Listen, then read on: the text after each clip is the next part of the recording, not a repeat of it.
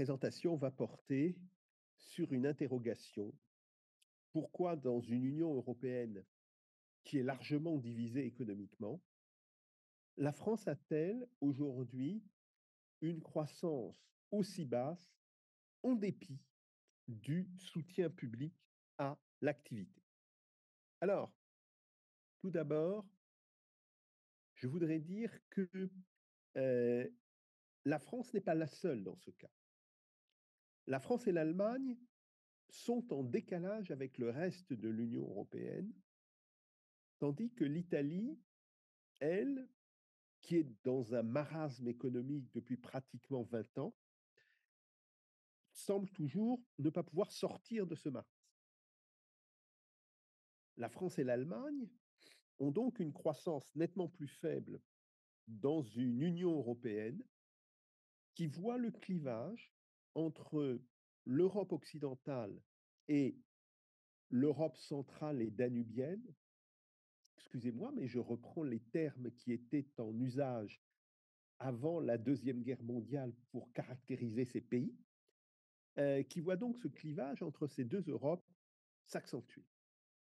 Par ailleurs, il semble bien que l'Allemagne entraîne avec elle l'Autriche et la République tchèque, dont les dynamiques semblent très polarisées par celles de l'Allemagne. Alors, on le voit tout d'abord sur ce premier graphique,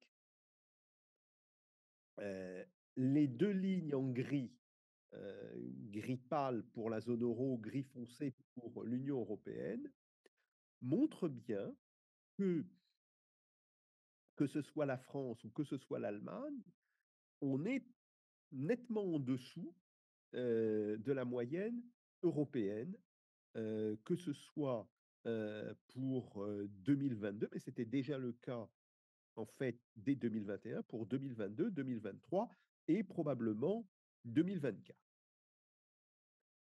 Ce qui est intéressant, c'est qu'on voit que deux pays présentent dans l'Europe centrale et danubienne la même caractéristique, l'Autriche et la République tchèque.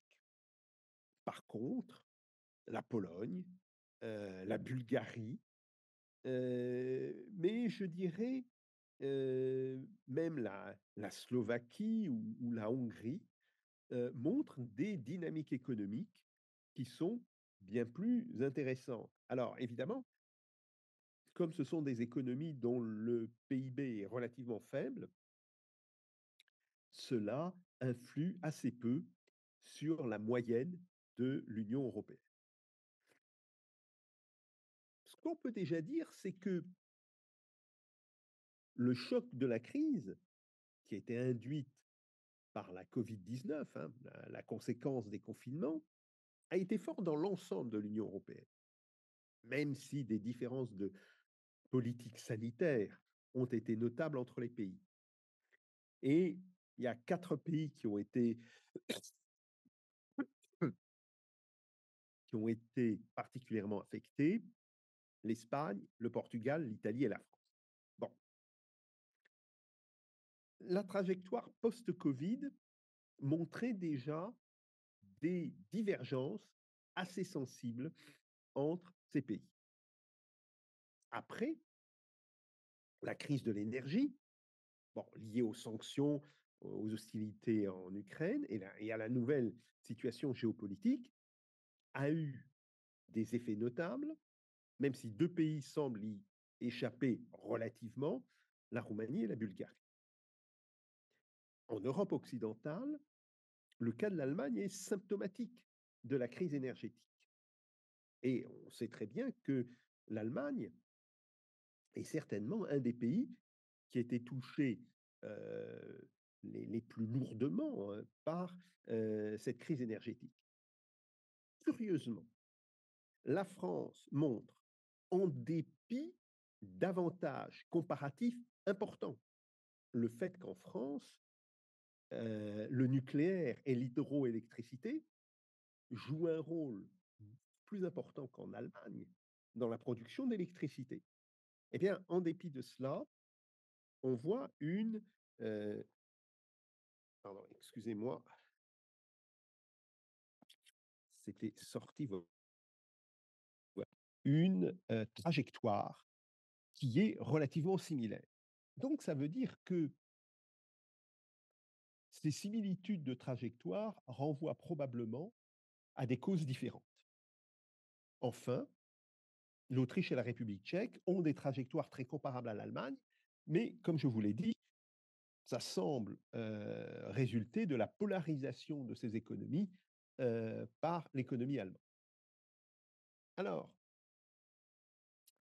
dans ce troisième graphique, je présente ce que j'appelle les canards boiteux, de l'Union européenne, donc Allemagne, France, Autriche et République tchèque.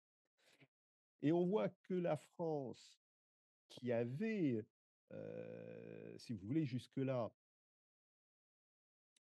heu, qui au sein des canards boiteux avait, peut-être la meilleure position, eh bien, elle est en train, de se, faire dépasser par la République tchèque et elle se rapproche des autres.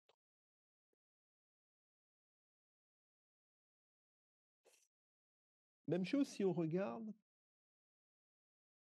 le PIB en parité de pouvoir d'achat, en dollars, en parité de pouvoir d'achat constant. Bon, on voit, et c'est un deuxième point, un risque d'appauvrissement pour les 3 plus grandes économies de l'Union européenne. Je rappelle que depuis la sortie de la Grande-Bretagne de l'Union européenne, avec le Brexit, l'Allemagne, la France et l'Italie sont les 3 plus grandes économies, de l'UE. Alors, on voit qu'en 2000, le PIB par habitant moyen de l'UE était très éloigné du PIB par habitant de l'Allemagne, de l'Italie, et de la France.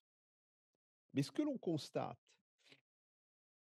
c'est que du fait de la stagnation de son économie, heu, l'Italie est passée sous la moyenne de l'UE à partir de 2014, que la France est en train, d'être rabattue sur cette moyenne, de manière importante, et que d'une certaine manière, même l'Allemagne, présente de ce point de vue-là, heu des problèmes importants. Alors, ce risque d'appauvrissement, en tous les cas, il y a un appauvrissement relatif, même s'il n'est pas encore absolu. Ce risque d'appauvrissement, s'est accompagné d'une forte hausse des prix à la consommation pour l'ensemble de l'Union européenne, sauf dans 2 pays, et c'est ça qui est intéressant. Alors, on voit bien que l'Allemagne, dans ce graphique-là, est très proche de la moyenne de l'Union européenne, et je le répète, c'est lié au fait que l'Allemagne était particulièrement vulnérable, au choc de la crise énergétique. Par contre, l'Italie et la France, sont arrivées à avoir des hausses de prix plus faibles. Alors, si vous voulez, on est à, 123 alors qu'on est à 130 pour la moyenne, de l'UE, et cela est en particulier en France dû aux aides publiques. En effet, dans le cas de la France et de l'Italie, le choc inflationniste important, qui est lié à la nouvelle situation géopolitique et à ses conséquences, hein, la crise de l'énergie et les sanctions, a été mieux maîtrisé, mais au prix de déficits budgétaires importants. Heu, la stratégie française a été de protéger les ménages par diverses mesures. En particulier, il y a eu ce qu'on a appelé le bouclier énergétique en France. Autrement dit, le fait que, l'État a compensé une partie de la hausse des prix du gaz, et de l'électricité. Alors, ce bouclier énergétique a été efficace, mais son coût budgétaire a été extrêmement élevé. Je vous montre tout de suite le graphique suivant, où on voit l'ampleur du déficit budgétaire via les calculs du Fonds monétaire international. Je précise que le calcul des divers instituts statistiques nationaux, l'allemand, l'italien et le français, sont un petit peu différents, mais il fallait une base homogène, donc j'ai choisi les calculs du Fonds monétaire international, et on voit que la France et l'Italie ont payé, si vous voulez, cette protection de leur population par des déficits qui, sans être aussi importants que les déficits imposés par la crise de la Covid-19, n'étaient pas moins extrêmement importants, avec des déficits qui sont de l'ordre de 5% du PIB, plus de 5% en 2023 pour la France, et en 2024, pour l'instant, on voit très bien que le déficit qui est prévu entre 4,5 et 5 devrait probablement s'aggraver. Alors, en conclusion, on peut dire que la réaction au double choc subi par les économies de l'Union européenne, celui de la Covid-19 et celui de la nouvelle situation géopolitique, hein, la Covid-19, c'est 2020, le début des hostilités militaires en Ukraine, c'est 2022, a donc été important pour l'ensemble des pays, même s'il a été dit très différent au sein des pays de l'Union européenne. Et 4 pays éprouvent des difficultés importantes, hein, l'Allemagne et ses satellites, l'Autriche et la République tchèque, ainsi que la France. Mais si pour les 3 premiers, on a clairement eu un choc d'offres, en particulier dans le domaine énergétique, et pas seulement, hein, si vous voulez, une partie de une partie de l'industrie chimique allemande fonctionnait avec du gaz russe. On ne peut pas retenir la même hypothèse pour le cas de la France, justement parce que le système énergétique français était beaucoup moins dépendant du gaz et globalement des sources énergétiques carbonées que de l'était celui de l'Allemagne et celui des autres pays. Alors, venons-en maintenant au problème de la France. En France, nous avons une croissance molle, en dépit de soutien budgétaire extrêmement important. Ainsi, au premier trimestre de 2024, l'activité s'est légèrement redressée après la quasi-stagnation des 2 derniers trimestres de 2023, où le PIB français était resté quasi stable. Je dis quasi stable parce que plus 0,1%, on est tout à fait dans la marge d'erreur de l'INSEE, hein, de l'Institut Storch. On est tout à fait dans la marge d'erreur de l'INSEE. La consommation des ménages s'est stabilisée, tandis que l'investissement, que ce soit celui des ménages ou des entreprises, a nettement reculé. Et selon les enquêtes de conjoncture, la situation demeure hésitante. En tous les cas, c'était le bilan qu'on pouvait faire avant la dissolution d'il y a 3 semaines, la dissolution de l'Assemblée nationale et les nouvelles élections. Bon. L'indicateur de climat des affaires était passé sous la moyenne de longue période au mois d'octobre 2023. Il y était toujours avant les élections. Reste à voir où il sera maintenant que l'on connaît en partie le résultat. Le climat de l'emploi, qui avait retrouvé un niveau plus en ligne avec l'activité, alors qu'il était beaucoup plus favorable au début de 2022, et on voit bien que la confiance des ménages dans la situation économique reste dégradée.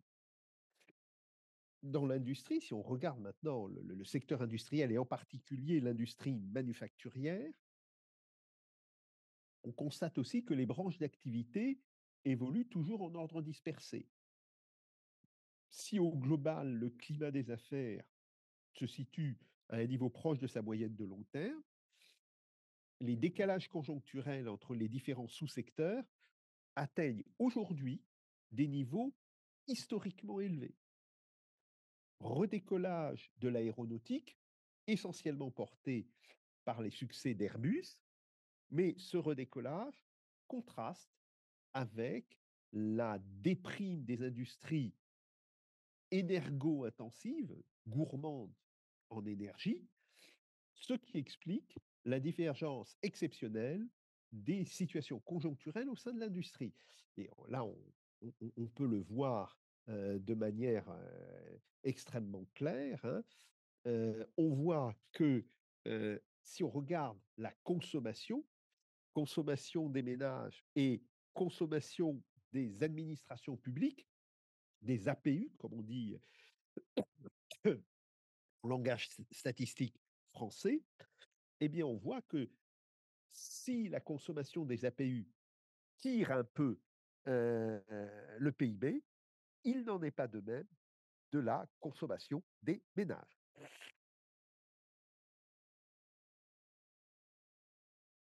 De même pour l'investissement, si les entreprises non financières et si les administrations maintiennent un investissement relativement important, mais même si on voit que celui des entreprises non financières est en train de stagner depuis le début de 2023, eh bien, depuis la fin du premier semestre de 2022, l'investissement des ménages, lui, s'effondre de manière importante et il est nettement inférieur à ce qu'il était euh, avant même la crise de la Covid. Hein, si vous voulez, le dernier trimestre avant la crise de la Covid, le trimestre T4 de 2019 montre un niveau qui est nettement plus élevé que le niveau actuel. Et on voit d'ailleurs que même pour le PIB, il y a en fait assez peu de différence. Regardons maintenant le PIB et le déficit commercial, et là on va avoir peut-être quelque chose d'un peu plus intéressant. Eh bien, on voit que le déficit commercial a toujours été important, ce qui évidemment tire en arrière le PIB. Donc, conclusion, la croissance reste faible en dépit d'engagements publics importants pour soutenir la consommation et l'investissement. Les prévisions faites avant la crise politique pour l'année 2024, hein, ce n'est pas 2014, c'est 2024, étaient comprises entre 0,7 et 0,9%, ce qui reste faible. On peut d'ores et déjà dire, parce que l'activité économique est à l'arrêt actuellement, hein, si vous voulez, tous les indicateurs à très court terme montrent que les entreprises sont absolument tétanisées par la situation politique. On sera beaucoup plus proche de 0,7, voire de 0,5% pour l'année que de 0,9. Bon, ça reste faible, insuffisant pour sortir du marasme actuel. Et on voit bien que les résultats du premier trimestre pourraient ne pas se reproduire au deuxième et troisième trimestre, en dépit de l'effet des Jeux olympiques de Paris, sur lequel comptait beaucoup le gouvernement, du fait justement des incertitudes politiques intérieures. Alors, si l'ampleur du déficit commercial qui s'était creusé dès 2019 tend un petit peu à se réduire, je dis bien l'ampleur, le déficit commercial globalement reste à un niveau élevé. La compétitivité de la France ne s'améliore que faiblement du fait d'une hausse générale des prix mieux contenue dans les autres pays de l'UE, certes, et notamment de l'Allemagne, puis qui reste importante. Et le fait est que la surévaluation de l'économie française par rapport aux autres, en particulier par rapport à l'Allemagne, telle qu'elle est calculée par le taux de change réel de l'économie, recalculé dans les papiers du Fonds monétaire international, je parle en particulier du Foreign Sector Report qui est publié tous les ans en juillet, se maintient à 15%. Donc, en conclusion, la spécialisation de l'économie vers les services et de l'industrie elle-même vers l'aéronautique et les productions extrêmement spécialisées se poursuit, mais surtout du fait de la réduction du poids de l'industrie et des branches autres que celles que je viens de citer, euh, on voit bien qu'il y a un problème qui se pose.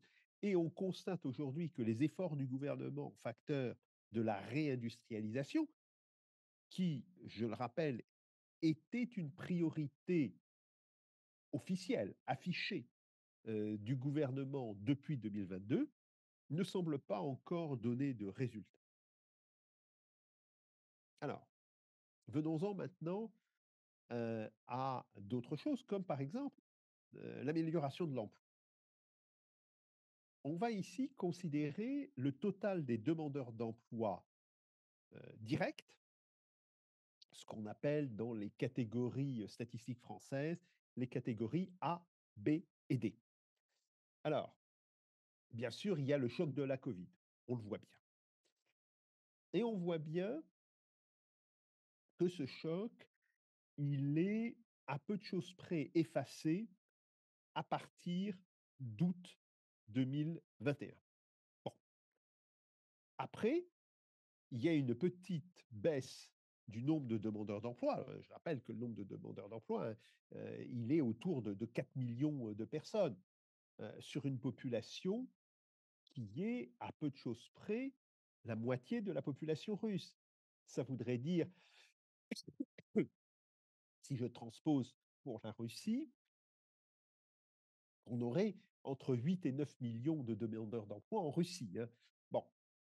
Mais on voit que cette tendance est cassée depuis août 2023.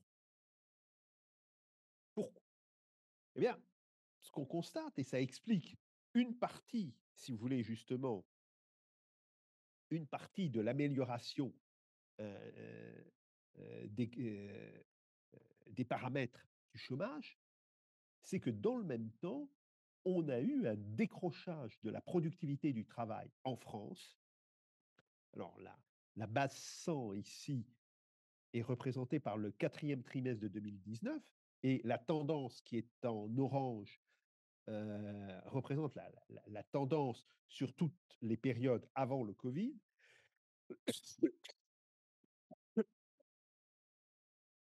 On voit que bon, la productivité chute avec la crise de la Covid, c'est tout à fait normal. On le voit dans tous les autres pays, l'Allemagne, les États-Unis, on le voit partout. Ce qui fait la différence de la France, c'est que cette productivité, après avoir un petit peu remonté, autour de 95% du niveau de 2019, elle stagne. Et ça, c'est quelque chose d'extrêmement important. Parce que si on a une productivité stagnante, que ce soit la compétitivité de l'économie française dans la concurrence internationale, ou que ce soit la capacité des institutions sociales à maintenir leur niveau de prestation à la population, cela est remis en cause. Deuxième point important, le nombre de défaillances d'entreprises. Alors, je signale que ceci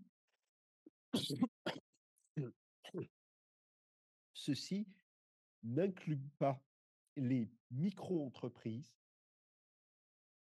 ni les très petites entreprises, entreprises de moins de 3 salariés. Bon. On voit évidemment une baisse extrêmement importante des défaillances qui va fondamentalement du, 1 semestre de 2020 à la fin de 2021. Ce sont les aides de l'État aux entreprises, hein, qui l'expliquent. Et puis, à partir de 2022, l'État a cessé de subventionner les entreprises. Il ne pouvait plus le continuer de toutes les manières budgétairement, hein. Et là, on voit, il y a une remontée extrêmement forte qui s'explique en partie par, si vous voulez, par la baisse des défaillances, antérieures, mais on voit que cette remontée est aujourd'hui, à peu de choses près, aux niveaux les plus hauts, que l'on a connus, si vous voulez, depuis 1980. Alors, 3 éléments en conclusion. Le nombre des demandeurs d'emploi qui avait baissé par rapport à son niveau d'avant la crise de la Covid-19 d'environ 450 000 personnes semble désormais se stabiliser juste sous les 4 millions de personnes, ce qui fait beaucoup, hein. Cette légère amélioration sur la situation du marché du travail est en réalité due à une baisse de la productivité persistante. Donc, ce n'est pas une bonne chose en réalité. Et cette baisse est aujourd'hui plus inquiétante par sa durée que par son ampleur. Elle engendre une hausse des coûts de production qui alimente l'inflation, mais elle compromet aussi le rétablissement des comptes sociaux.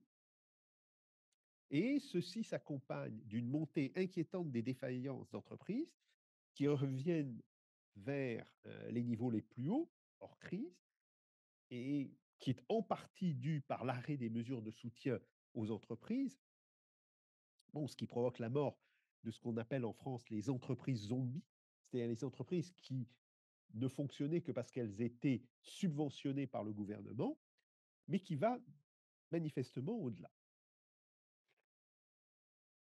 Troisième point, une France qui se désindustrialise et qui, dans sa majorité, s'appauvrit, serait-on i serait-on ici en présence des causes du marasme français?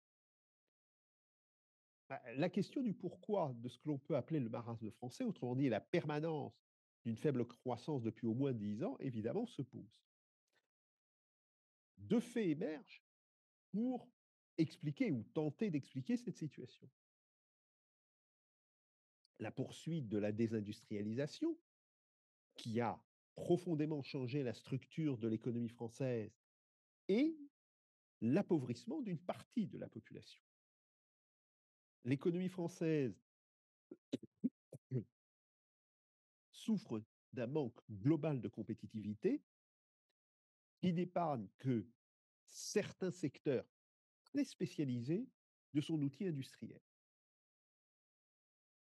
La faible croissance s'expliquerait alors par l'absence conjointe des moteurs de croissance extérieurs, problème de compétitivité, et intérieurs. Vérifions ça.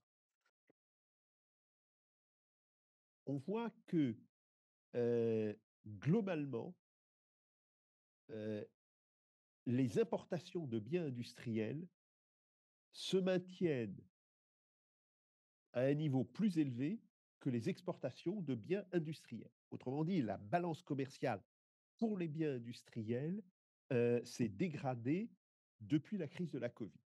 Premier point. Deuxième point, quand on regarde l'industrie aéronautique, on voit que euh, fin 2023, l'industrie aéronautique était revenue à peu près à son niveau général qu'elle avait eu avant la crise de la Covid. Et on voit de ce point de vue-là que la France est mieux située que l'Allemagne. Mais néanmoins, ce niveau reste inférieur au niveau très élevé atteint fin 2019. Donc, la production industrielle en France n'a pas retrouvé ni son niveau d'avant la crise de la Covid, ni même son niveau d'avant la crise financière de 2008-2010. Autrement dit, le niveau qu'elle avait il y a 16 ans. Il en va de même l'industrie manufacturière. Là, je vais tout de suite vous montrer, pardon, excusez-moi.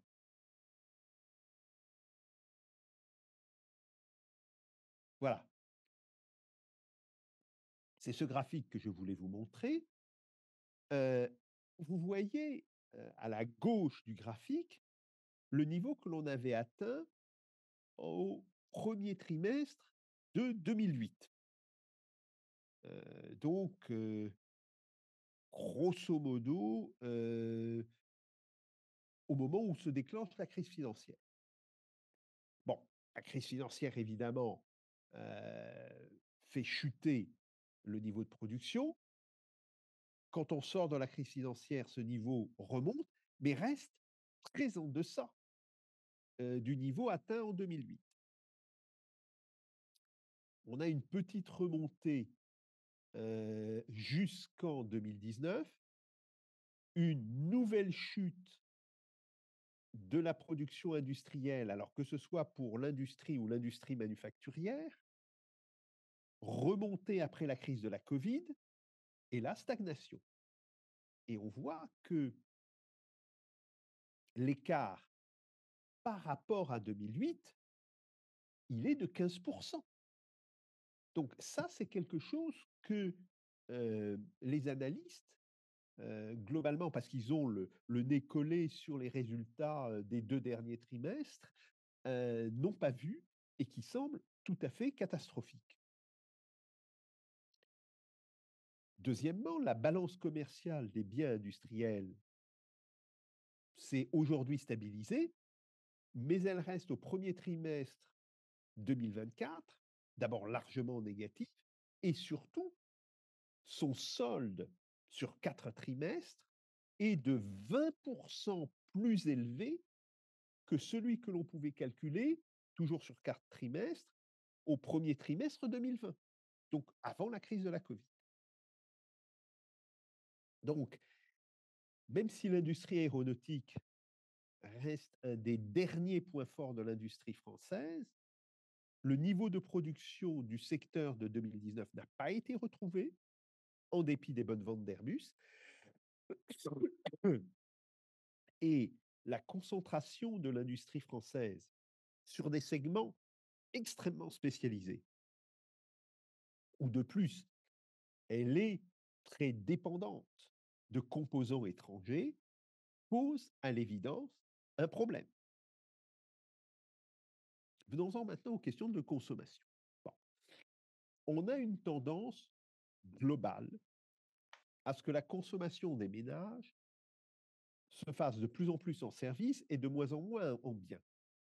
Mais cette tendance, alors qui s'inverse avec la crise de la Covid, mais voilà, on peut considérer que c'est un phénomène conjoncturel, elle s'accélère depuis la fin de 2021. Premier point.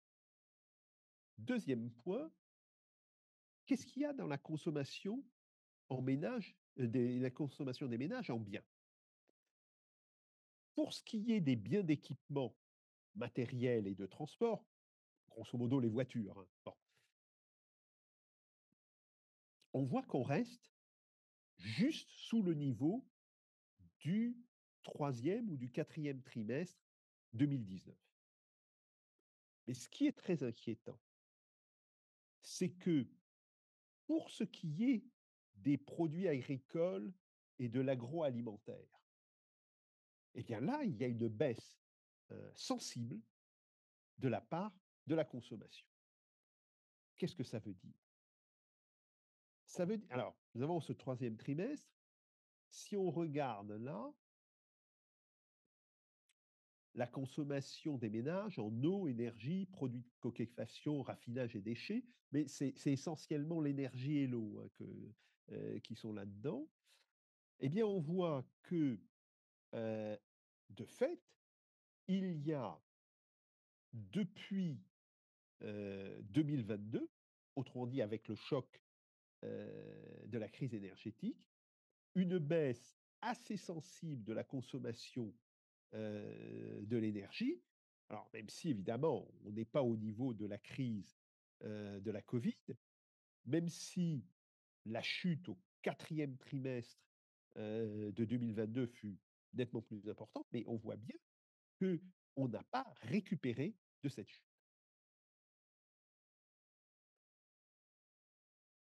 4 points alors s'imposent.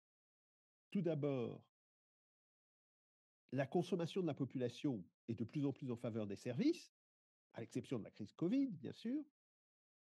Euh, mais cette tendance masque une inquiétante évolution. Dans cette consommation, si la part des biens manufacturés retrouve à peu près son niveau de 2019, elle reste légèrement inférieure, la part des produits alimentaires est largement en baisse, en volume, pas en valeur, en volume. Cela implique une baisse de consommation, en réalité, des catégories aux revenus les plus faibles. De même, la totalité des biens issus de l'industrie baisse par rapport à 2019, tandis que les services continuent à monter. Cela traduit en réalité une montée des inégalités au sein de la population et le décrochage de la population qui se situe sous la médiane en matière de revenus. Et cette partie de la population s'appauvrit à la fois de manière relative par rapport à ceux qui vivent au-dessus de la médiane, mais aussi parfois pour une partie de la population de manière absolue. Un indice indubitable de cet appauvrissement, la capacité des Français à épargner en nombre a fortement reculé. Pas l'épargne globale. L'épargne globale a un petit peu reculé, mais pas dans les mêmes proportions. On avait 57% des ménages qui déclaraient pouvoir épargner en 2013, tous les mois. La même enquête réalisée par la Banque de France montre qu'il y a seulement 37% des ménages qui disaient être capables d'épargner tous les mois en novembre 2022. Autrement dit, en 9 ans, un décrochage de 20 points. J'insiste là-dessus, c'est tout à fait considérable. Alors, en conclusion, tout d'abord, l'économie française peut être considérée comme l'une des économies malades de l'Union européenne, avec l'Allemagne et ses satellites, et l'Italie, avec un taux de chômage élevé, ce qui d'ailleurs peut se combiner localement avec des situations de pénurie de travailleurs, soit faiblement qualifiés dans la restauration, soit au contraire à l'autre bout du spectre, très fortement qualifiés comme dans l'industrie. Le rôle des salaires comme mécanisme d'allocation de la main-d'œuvre entre les secteurs semble aujourd'hui très largement perturbé par différents facteurs.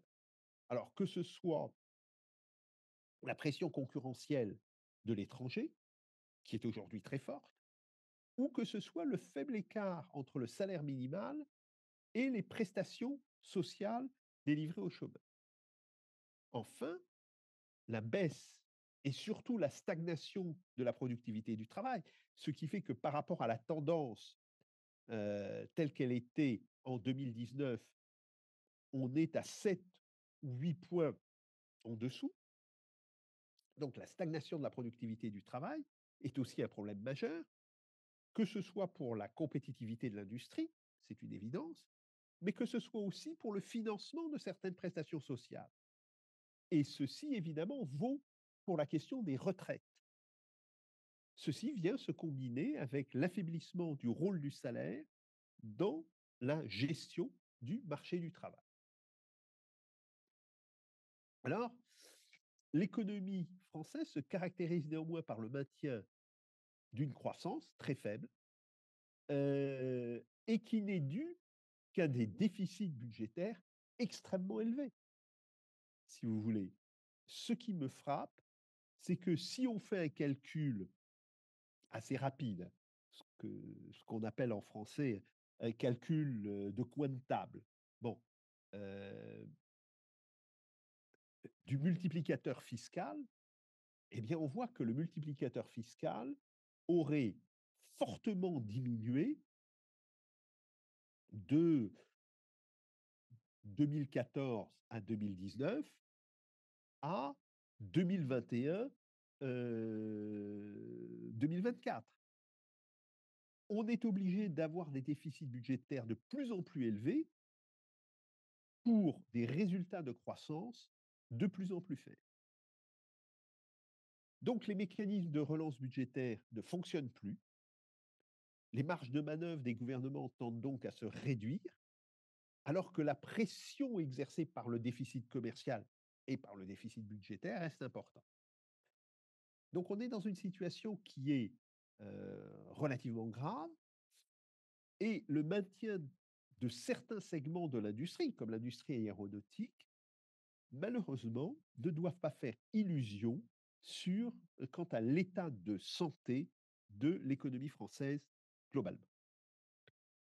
Dernier point, très clairement, l'économie française est à la veille d'une crise majeure qui va remettre en cause à la fois les structures et les institutions, et dont le résultat sera soit la poursuite du mouvement actuel de réduction rapide de l'industrie à un noyau que j'appelle un noyau bonsaï, hein, si vous voulez, en référence aux petits arbres japonais, dans une logique de forte contrainte interne et externe sur la population, soit un changement de logique, modifiant le rapport capital-travail et permettant la reprise des mécanismes qui assuraient la régulation globale de l'économie, du moins jusqu'en 2008, jusqu'à la crise financière de 2008. Voilà, je vous remercie.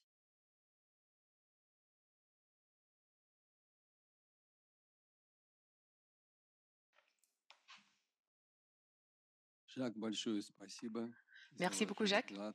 Merci beaucoup pour Сейчас у votre нас времени présentation. очень таких Maintenant, коротких вопросов, может быть, on скорее a un peu de внимания. Ну и temps pour потом обязательно des très courtes комментарий у questions. нас Et главный après, дискутант Александр Александрович on va avoir Широв. notre Пожалуйста, коллеги, discutant, Дмитрий Alexandre Борисович, Chirov, пожалуйста. qui va modérer la discussion. Спасибо Dimitri, за доклад. Жак, у Jacques, меня merci beaucoup 3 pour votre коротких présentation. вопроса. J'ai 3 petites questions. Первый вопрос.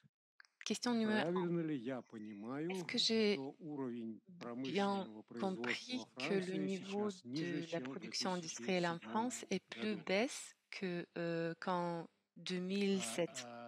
Oui, très clairement, oui. Да, определенно да. Второй вопрос. Question numéro 2. Что стало причиной вот этой тенденции? Quelles sont les raisons de cette Потеря tendance? Est-ce que c'est внутренних или la сокращение спроса perte на ou внутреннем или la на внешнем рынке? diminution de la demande dans le marché intérieur français ou extérieur? Что стало причиной Quelles вот sont les raisons такого спада в de промышленности? cette Потеря chute внутренних de рынков la или потеря внешних productivité рынков? de la croissance industrielle? Est-ce que c'est la perte des marchés en France ou aux autres pays? Alors, il y a tout d'abord le problème de la stagnation relative ou de la très faible croissance de la demande intérieure. Ça a joué. Il y a aussi la perte de compétitivité de l'économie française face à ses concurrents étrangers. J'ai repris les différents numéros du Foreign Sector Report publié par le Fonds monétaire international depuis une quinzaine d'années, et l'écart de taux de change réel avec l'Allemagne, il se situe entre 15 et 20%. Avec la Chine, il se situe entre 20 et 25%. Tout simplement, aucune économie sauf à se spécialiser dans quelques secteurs, comme par exemple l'aéronautique, ne peut survivre dans ce type de situation.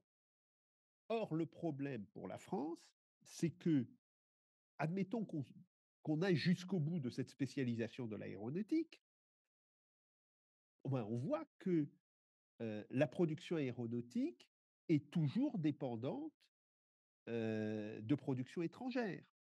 Par exemple, quand on vend un Airbus, en réalité, il nous faut payer la moitié du prix de l'Airbus à des fournisseurs étrangers.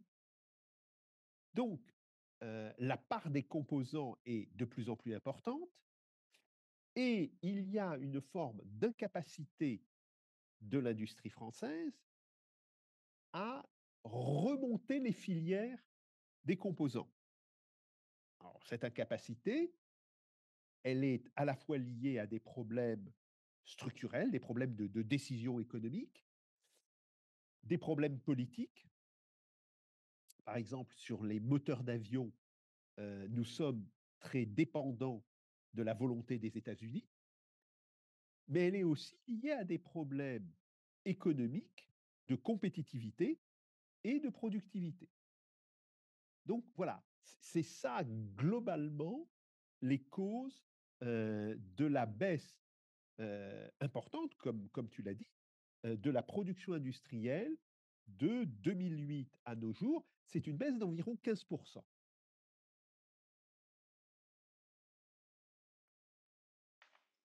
Спасибо. Вы заодно ответили и на Merci, мой vous третий avez вопрос, en fait поэтому у меня вопросы закончились. répondu à ma troisième question, donc j'ai Виктор plus de questions. Александрович, пожалуйста, Волконский. Victor Volkonski. Большое спасибо за доклад. Merci beaucoup У pour меня votre вопрос, présentation. я бы сказал, J'ai политэкономический. une question Вот qui est liée à la politique et à l'économie. многие специалисты Beaucoup, обращали beaucoup de внимание на то, spécialistes что ont ухудшение tiré положения, особенно attention это au Германии fait после энергетического кризиса, и que ваша la работа dégradation des это situations en Allemagne après la crise показано. И надо énergétique, et сказать, vous, что vous l'avez montré вы тоже dans обращали vos внимание, как я travaux помню, aussi. Euh, в свое время на то, что je me souviens причины этого que vous avez dit que ухудшения la- положения, вот, ну, в первую очередь, les raisons de la Германии и dégradation Франции de la situation en France et en заключаются Allemagne не только sont и, может pas быть, не seulement, столько ou в peut-être экономических факторах, как pas autant в liées aux facteurs économiques, mais политико-идеологических plutôt факторах. Вот les raisons sont liées à la politique вы, et à l'idéologie. как бы вы сказали, что эти политэкономические факторы, ну, Est-ce qu'on peut dire связанные там и que с санкциями, les с facteurs ухудшением внешнеторговых liés à la politique et отношений, à l'économie, comme les продолжают действовать, sanctions и et действительно они являются la dégradation des relations главной commerciales, причиной est-ce que ухудшения, ce или sont les это raisons неправильное principales суждение в целом? de cette Вот dégradation, очень хочется услышать ваше мнение общее ou об этих les raisons вопросах. principales sont différentes? Que pensez-vous? Спасибо. Merci. Merci beaucoup, professeur Volkonski. Évidemment, il y a des facteurs d'ordre idéologique. La question des sanctions est évidente, mais dans le cas de la France, bon, le cas de l'Allemagne est un petit peu différent. L'Allemagne, en appliquant les sanctions et en particulier en se coupant d'une partie, elle ne s'est pas coupée complètement, hein, mais en se coupant d'une partie des approvisionnements russes en énergie, c'est littéralement suicidé. Bon. Et je pense que l'Allemagne est en train de rentrer dans une période qui va être importante, qui va être longue, de dégradation de l'industrie. Bon. C'est un problème, mais si vous voulez, c'est un problème qui concerne les Allemands. Pour les Français, c'est un petit peu différent puisque, normalement, nous sommes, beaucoup plus indépendants en matière de fourniture de l'énergie, puisque, la fourniture de l'énergie, heu, elle vient maintenant, enfin, elle reste essentiellement liée au secteur nucléaire pour l'électricité, aux grands barrages, même chose pour l'électricité. Bon, ce que l'on voit là, c'est beaucoup plus des évolutions économiques et si vous voulez, il y a une évolution économique, mais qui est elle-même liée à un choix idéologique. Je suis désolé de me répéter, mais c'est la question de l'euro. Idéologiquement, les élites françaises, alors que ce soit, une partie de la gauche, hein, les socialistes, bon, et cetera, ou une partie de la droite, l'ancien UMP, ou les Républicains, bon, ont fait le choix de l'euro parce qu'ils pensaient que c'était nécessaire pour construire l'Union européenne. Bien. Mais à partir du moment où ils ont fait le choix de l'euro, ils imposent à la France un décrochage par rapport à ce que devrait être son taux de change entre 15 et 20%. Alors, autant un décrochage de 5 à 7% peut être gérable, autant un décrochage d'une telle ampleur n'est pas gérable. Ce n'est pas gérable et d'une certaine manière, c'est la condamnation à mort pour d'autres raisons qu'en Allemagne de l'industrie française.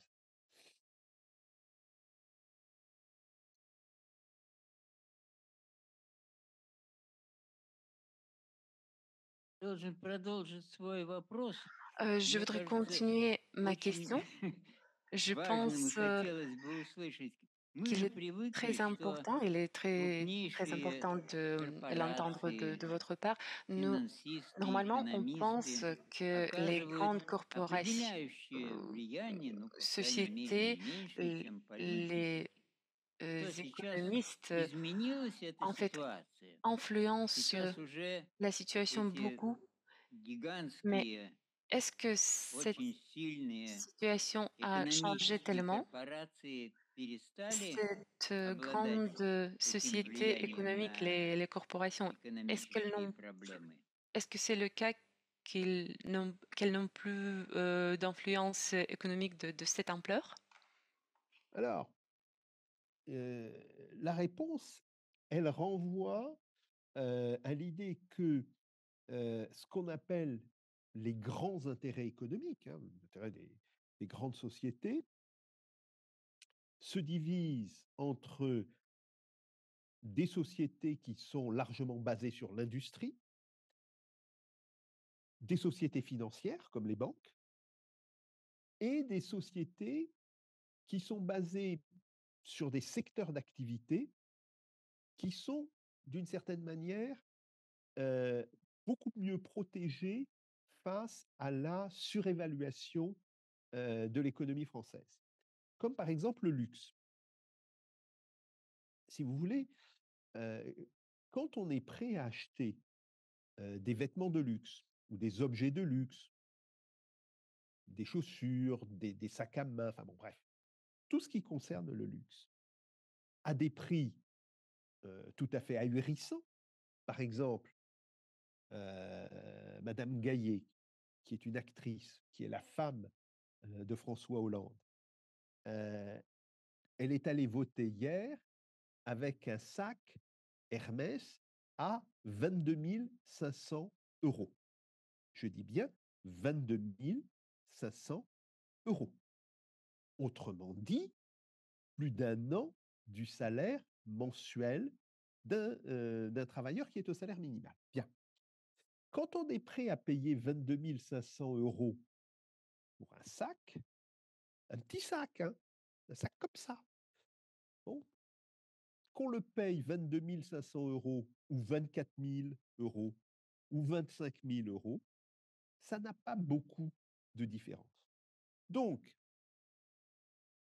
les industriels qui ne vivent que de la production réalisée en France ont été marginalisés, que ce soit par ces groupes de luxe, du luxe, que ce soit par les sociétés financières, les grandes banques, BNP, bon, et les autres, ou que ce soit par des groupes qui sont aujourd'hui internationalisés. Vous prenez le cas de Renault. Renault doit faire moins de 30% de son chiffre d'affaires en France et de sa production. Donc,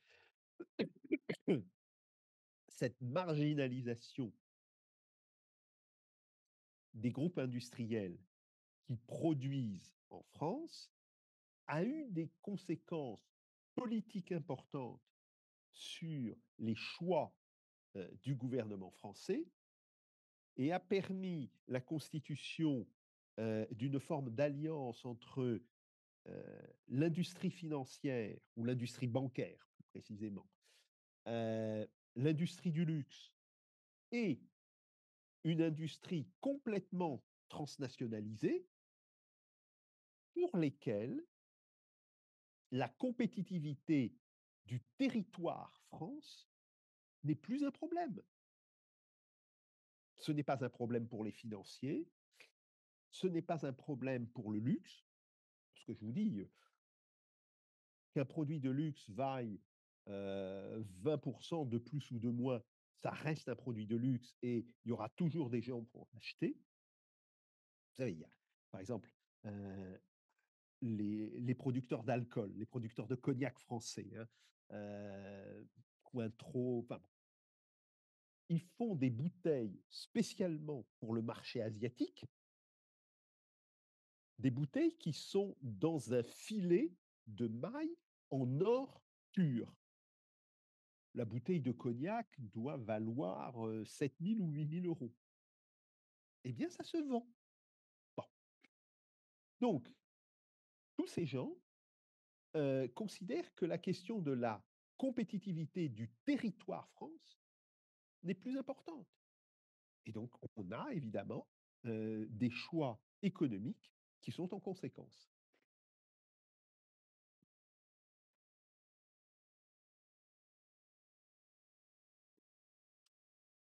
Спасибо большое, Merci Жак. beaucoup, Я Jacques. думаю, для Je вопросов мы время, pense наверное, que исчерпали. nous avons И épuisé le temps предоставим des слово questions. тогда Nous allons maintenant для donner la parole дискуссии. Сан Саныч, пожалуйста. à Monsieur Уважаемый Жак, уважаемые коллеги, Alexandre ну, Alexandrovitch. всегда Bonjour, cher интересно, Jacques. значит, Bonjour, смотреть chers на collègues. C'est toujours très intéressant проблемы de regarder французской les экономики problèmes и de l'économie европейской française, экономики, de l'économie ну, со стороны de l'UE, самих европейских исследователей. quand И cela est в décrit этом par les смысле experts européens. достаточно Et много интересного в этом il докладе y a прозвучало. Но beaucoup de я бы, choses наверное, intéressantes хотел dans сказать о том, votre как это видим мы conférence, mais je у voudrais нас в vous институте, donner notre вот, regard может быть, в aussi России sur там ces более choses-là. широко. Dans notre institut, en На самом Russie, деле, на mой voilà, взгляд, je то, что voudrais мы сейчас illustrer notre point наблюдаем de в vue. экономике À mon point de vue, Германии, ce que nous voyons Франции, maintenant Европейского dans Союза, l'économie прежде de всего, l'Allemagne, de la France, в de этих l'UE, развитых странах, хотя и dans в ces экономике pays Соединенных Штатов développés, mais тоже, aussi dans это l'économie des все-таки вот États-Unis, этот вот c'est кризис cette crise постиндустриальной модели развития. du modèle Кризис, который post-industriel de связан с тем, développement. C'est что, la crise qui est liée au вот fait как правильно Виктор Александрович сказал, que, в политологическом comme смысле Victor Alexandrovitch a dit, вот dans эта le модель, sens она не была окончательно politico-économique, ce сформулирована. modèle n'a pas été То есть версия formulé состояла в том, en что entier. увеличивается Donc, качество on роста, pensait que la растет qualité de la экономика, croissance va в s'améliorer, экономике on aura la увеличивается croissance вклад économique, секторов dans человеческого l'économie, on капитала, verra и все plus вроде бы de замечательно. contributions des secteurs Но плохо то, du capital что humain оказалось, et что вот tout эта ira вот bien. экономика с Mais on a высоким vu que cette вкладом économie, сектора avec une услуг, contribution сектора élevée du человеческого secteur des капитала, services, она du не secteur порождает du capital такой humain, ne объем génère pas un доходов tel для volume всех de граждан, revenus pour которые tous живут les в этой citoyens стране qui и в habitent этом dans ce обществе, pays et dans cette какой хотелось бы société. иметь. Donc le И volume дальше возникает souhaité. огромная дилемма по поводу Et того, что ensuite, on делать. voit apparaître Или нужно un повышать dilemme корпоративные vraiment налоги important. и Qu'est-ce qu'on таким peut образом faire? увеличивать Soit on on уровень augmente социальной les поддержки, impôts sur les либо же corporations нужно et on проводить augmente какие-то действия les по volumes de soutien social, ou реиндустриализации bien и on fait des efforts повышению pour une объема и réindustrialisation et количества pour augmenter le рабочих volume мест et les с quantités уровнем оплаты des труда emplois выше или avec на уровне среднего. le niveau des И, salaires собственно, вот Европейский au Союз niveau на эту moyen ou всю un еще peu plus. историю, Et особенно donc Германия, l'Union européenne, наложили l'Allemagne ограничения, surtout, связанные с ont imposé климатической aussi des повесткой, limitations qui sont liées à энергетикой. l'agenda climatique, Ну и это, в à общем, конечно, l'énergie. было таким этим, как Et cela a последним été, гвоздем, on peut dire, le dernier clou, который, в общем, практически, voilà, qu'on значит, a отправил, mis в общем, лидирующую dans ce экономику système Европейского et Союза l'économie страны, я leader имею в виду de Германию, да, l'UE, enfin, в такое je вот parle de l'Allemagne, крайне mais l'économie опасное de l'Allemagne путешествие,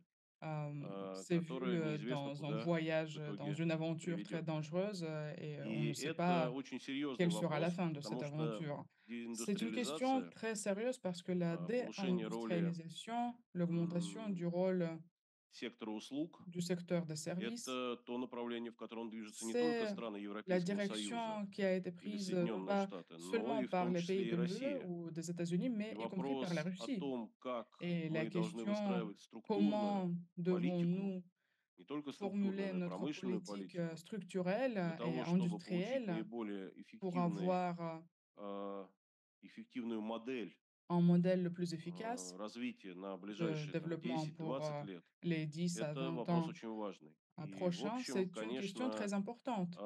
Et это bien sûr, вопрос о c'est une question том, liée как связаны между au fait собой экономический comment рост sont и liées la развитие. croissance économique et То le есть вопрос développement. фундаментального Donc, характера. c'est une question Вот fondamentale. мы широко знаем критику Nous connaissons и в bien la Европе, critique и в Соединенных qu'on Штатах такого entend en показателя, Europe как et валовой aux внутренний продукт. États-Unis, la critique de cet И у нас indice в России идет эта дискуссия.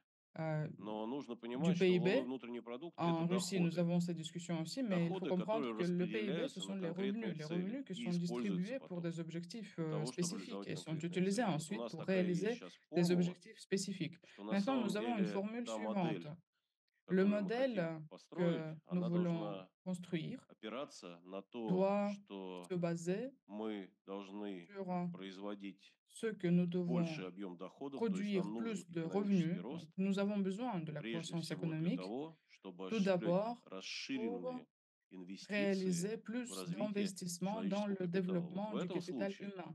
мы Dans ce можем эту cas-là, всю nous систему pouvons сбалансировать.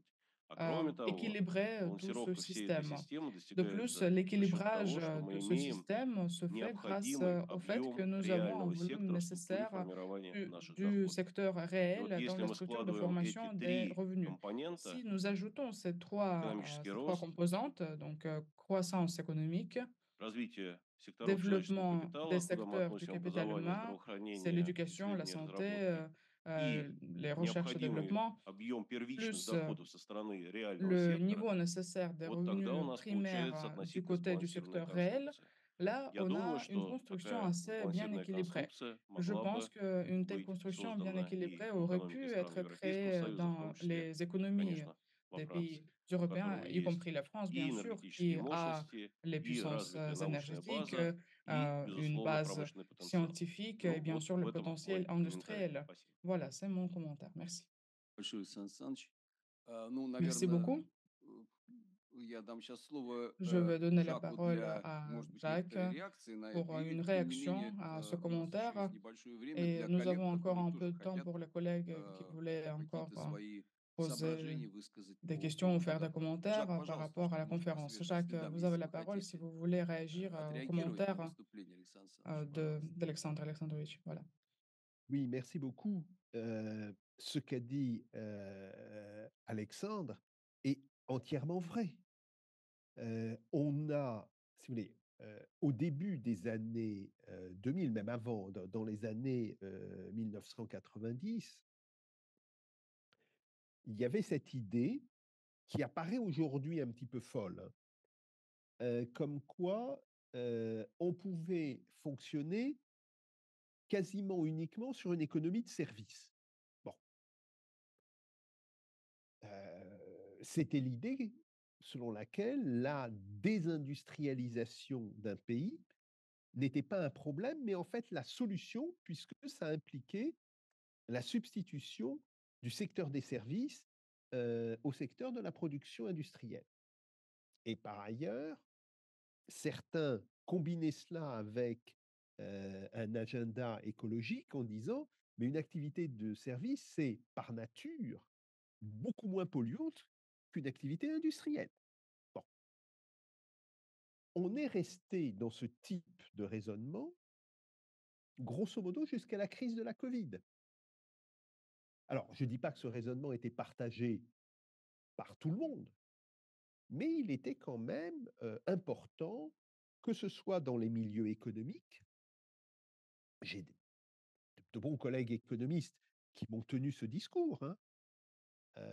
Notre regretté Daniel Cohen, qui est mort l'année dernière, me disait dans les années 1990 que le futur d'un pays, c'était l'économie de service. Bon.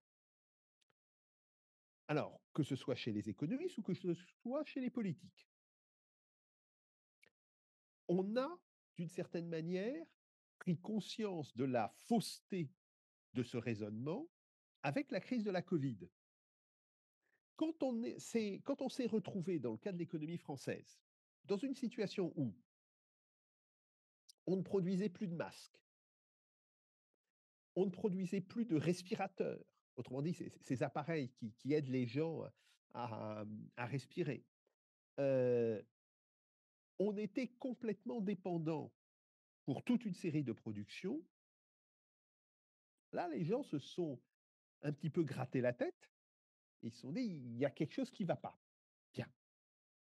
Mais il n'y a pas eu, et c'est très vrai, de réflexion unissant à la fois la vision de la croissance, la part que l'industrie doit avoir dans la croissance, la question de la formation de la main-d'œuvre, autrement dit, le capital humain.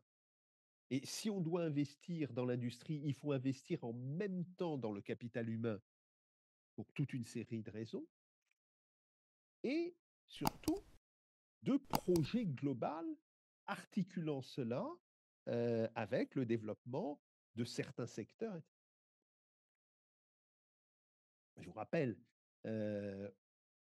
au milieu de l'année 2021,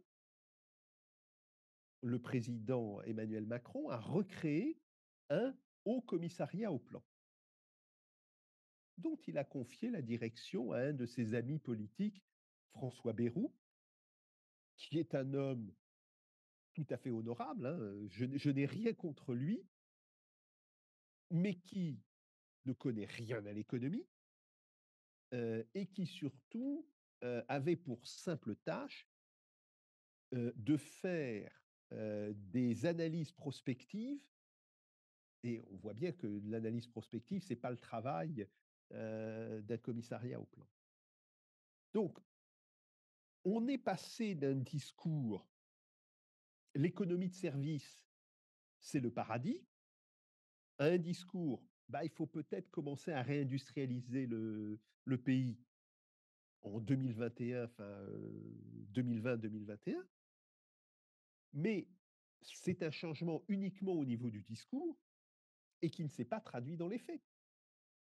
Et par ailleurs, la première question qu'il faut se poser, c'est la réindustrialisation du pays est-elle possible quand on a un tel décrochage par rapport à la concurrence internationale? Bon, tout le monde sait en France que la France est à la fois le premier client de l'Allemagne, mais aussi le premier fournisseur de l'Allemagne. Et c'est une structure qui date d'il y a très longtemps. En fait, j'ai fait quelques petits calculs et c'était déjà la situation avant la guerre de 1914. Vous voyez, avant la guerre de 1914, la France était à la fois le premier client, mais aussi le premier fournisseur de l'Allemagne. Bon. Donc, quand on a ce type de structure, est-il possible de réindustrialiser un pays avec un écart de 15% de taux de change par rapport à l'autre, quand on peut penser que les productivités du travail sont à peu près les mêmes dans les 2 pays, hein. Bon, bien sûr, si la productivité du travail en France était, de 15 à 20% supérieure à celle de l'Allemagne, on pourrait accepter un écart de taux de change de 15%. C'est pas le problème. Mais on savait que, la productivité du travail était à peu près égale entre la France et l'Allemagne. Donc, cette question du taux de change réel doit d'abord être résolue pour que l'ensemble du raisonnement qu'a tenu, Alexandre puisse être mis en place. Donc ça, c'est un premier point. Et le deuxième point, c'est que évidemment, il y a les conséquences de moyen et de long terme, de cette désindustrialisation que l'on a subie depuis les années, 90. Et aujourd'hui, les conséquences, sociales notamment, de cette désindustrialisation, c'est un appauvrissement d'une partie de la population française. Je dis bien d'une partie. D'ailleurs, quand la presse russe vous donnera des informations sur les élections françaises, de hier, vous verrez qu'il y a une différence très nette entre le vote des grandes métropoles, Paris, Lyon, Marseille, Strasbourg, et le vote de l'ensemble des régions et des territoires qui étaient les territoires d'industrie, que ce soit de grande industrie, de petite industrie, où la population s'est appauvrie. Et en fait, cette différence entre la France des métropoles et la France périphérique, hein, différence qui existe aussi en Russie d'ailleurs, qu'on a bien documentée sur la Russie aussi, elle explique complètement la carte électorale du vote des Français. Dans la France périphérique, le Rassemblement national a gagné ou arrive en tête dans les circonscriptions. Si vous voulez, je prends par exemple la ville de Saint-Amand-les-Eaux, que je connais bien. C'est là où j'ai commencé ma carrière comme professeur. Bon, la ville de Saint-Amand-les-Eaux votait communiste depuis pratiquement 70 ans. Et là, le candidat communiste a été battu au premier tour par le candidat du Rassemblement national. Donc, il y a ce problème, et ce problème social vient aujourd'hui donner une nouvelle urgence à ces mauvais choix économiques qu'il va falloir, d'une certaine manière, faire bouger. Maintenant, comment va-t-on le faire? Je n'ai malheureusement aucune réponse intéressante à vous donner.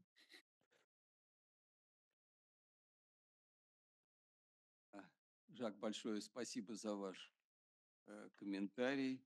Jacques, Дискуссия merci beaucoup продолжается. pour votre Со своей стороны commentaire. хотел On бы continue la discussion. тоже сделать Et очень de ma part, je voudrais короткий комментарий, который juste меня brièvement натолкнул commenter, ваши вот эти рассуждения, когда вы parce que говорили je о том, pensais à что quelque chose возникла вот эта pendant некоторая vos иллюзия remarques по quand vous поводу avez dit того, que что on можно avait eu выйти из cette положения и illusion сделать que ставку на qu'on peut будущее на euh, экономику en секторов fait социальной сферы, то есть essayer на de сервисные сектора, и это как бы viser à будет экономикой transformer будущего. Вы назвали l'économie et коллег, plutôt которые, focaliser sur l'économie des как бы сказать, services. этот акцент, этот приоритет et beaucoup de отстаивали. collègues Мне это ont очень soutenu cette напомнило idée наши 90-е de se годы, focaliser sur les services. En наших fait, замечательных cela реформаторов, которые me решили тоже, fait что мы сможем penser вытащить à будущую nos нашу années, экономику за счет того, что мы будем производить только то, что nos имеет années сравнительные 90, экономические преимущества, parce отдав qu'on pensait qu'on pouvait соответствующие mm, сектора производства produisait на seulement сторону, les choses qu'on сделав pouvait экономику полностью produire et открытой, les это autres choses, поспособствует тому, чтобы on pensait общая qu'on pouvait экономическая importer.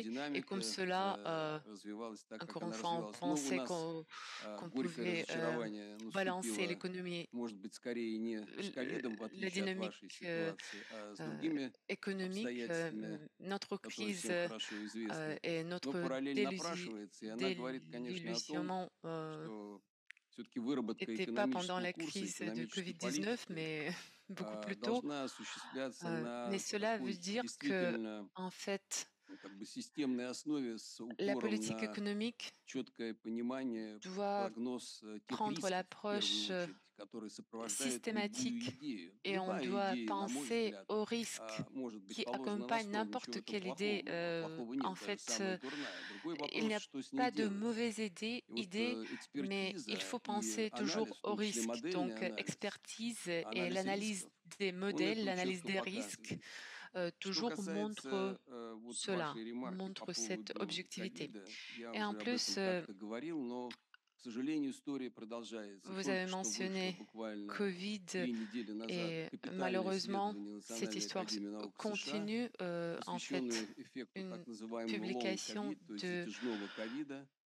de Согласно данным этой l'Académie работы, примерно de l'analyse économique 12% людей, des которые États-Unis пострадали от a, ковида, это люди, которые a- испытали вот эти est затяжные эффекты, paru которые оцениваются sur long периодом Covid от 3 et месяцев и la выше. publication И parle если мы des посмотрим там целый перечень параметров, conséquences qui сформулирован sont исследование observées капитальное, pendant примерно quelques 350 mois страниц, par les patients et en множество fait, таблиц ils ont и графиков, a мы увидим, что rassemblé там beaucoup целый d'informations, beaucoup перечень de не только tableaux, вот, ну, beaucoup как бы de, стандартных euh, таких de, вещей, которые связаны с этим de заболеванием, matériaux но там analytiques et on voit que мощные là, il индикаторы, y a связанные и с vraiment психологическим, и психическим beaucoup состоянием, d'indicateurs de santé qui sont состоянием pris en моральным compte, mais aussi il prend и en так dalее, и compte так далее. les facteurs psychologiques, По mentaux, оценкам, moraux. примерно Et 7% selon снижения les estimations, производительности труда как минимум on связано observe au только с moins эффектом затяжного ковида, 7% это не считая ковида euh, актуального, который был. Поэтому вот dans те la baisse вопросы, de которые вы затронули, productivité qui sont что liées au идет довольно Covid. сложная, Donc, vous avez возникает dit сложная que проблема восстановления или c'est сохранения, très точнее, вот difficile этих euh, разрывов de производительности, rebondir причем в ou de широком смысле, maintenir не только le niveau de производительности труда, но мы говорим и о productivité. производительности, наверное, и капитала, и Et ресурсов, и всего. ici, on ne parle Но pas прежде всего, seulement конечно, de производительности живого main-d'œuvre, труда. Вот de la эта productivité, история, pardon. судя по всему, On parle затягивается. de К l'économie сожалению, на généralement сегодняшний et je день, pense que en fait, по крайней мере, по les по conséquences оценкам sont американских коллег, très importantes et très решения longues. этой комплексной проблемы пока не Et, видно. И оно et точно selon совершенно nos не collègues сводится только к américains, медицинским on n'a pas исследованиям, toujours de только к solution медицинским pour решениям. Это уже ce определено. problème complexe. Поэтому, мне кажется, Il ne вот эти s'agit pas seulement обстоятельства, вы не de зря, как мне santé кажется, ici. я Donc, очень поддерживаю ваш je тезис, soutiens который вы несколько раз votre в вашем argument que докладе vous avez répété проводили. pendant Вот votre влияние présentation этого фактора, оно на quelquefois самом qu'il деле faut то, prendre en что compte называется, cette crise et ce порождает кризис так facteur называемой длинной parce тени, long que shadow crisis. Это классический пример. ici on voit le И long думаю, shadow что нам еще crisis, предстоит тоже долго разгребать cette эту ombre историю, longue, точно et так je же, pense как и que последствия oui, тех on вот va не очень, скажем так, continuer de voir обдуманных ces решений conséquences и et у les вас, и у conséquences нас, des которые были приняты в свое décisions, время, и non pas нам impulsives, приходится вот mais pas сейчас très с bien этим как-то pensées, справляться. qui ont Спасибо été большое, pris Жак, en еще раз France et за en ваш Russie. Jacques, encore une fois, замечательный merci доклад. beaucoup pour votre présentation très intéressante.